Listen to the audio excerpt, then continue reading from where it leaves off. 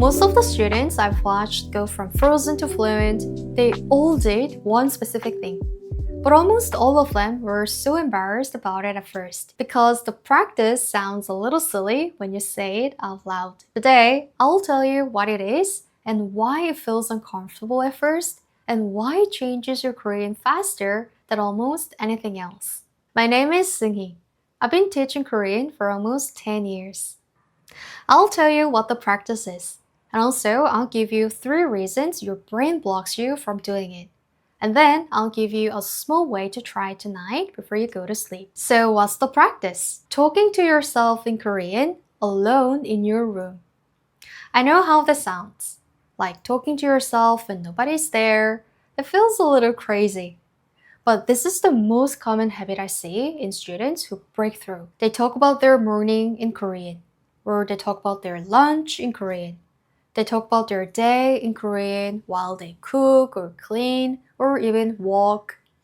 The students who get fluent are all doing this even if they never talk about it because it builds the speaking muscle faster than almost anything else. The first reason is quite simple. Speaking is a muscle and muscles need repetition to grow.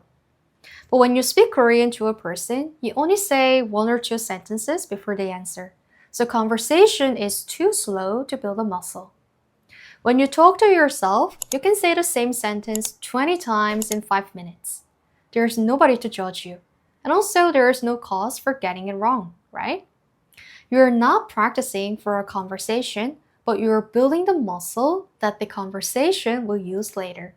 The second reason, it removes the fear. When you speak Korean to a real person, you're afraid of getting it wrong, so your brain protects you. And the fear gets stronger over time. But when you're alone, there's nobody to embarrass yourself, so the fear also doesn't show up. Your mouth can try sentences of 3 different ways and feel which one is right. The third reason, fluency is really a habit.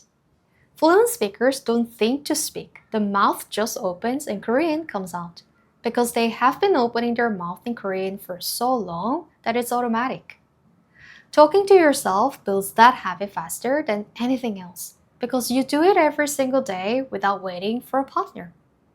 After a few weeks, your mouth starts opening in Korean by default. Here's the drill I want you to try tonight before you go to bed. So, sit in your room alone or stand in front of a mirror if that feels easier. And in Korean, describe your day out loud. You can say anything that is true. For example, 오늘 카페에 갔어요. 친구를 만났어요. 김밥을 먹었어요. Which means today I went to a cafe, I met a friend, and I ate gimbap.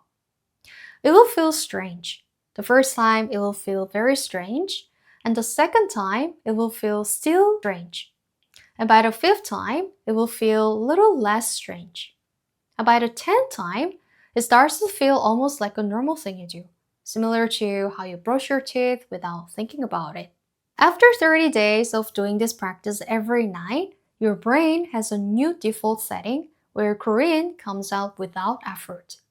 Because you have built the habit through repetition. The students who got fluent started before they had any friends to practice with. They built the muscle alone in their rooms so that when the conversation finally came, their mouth was already ready.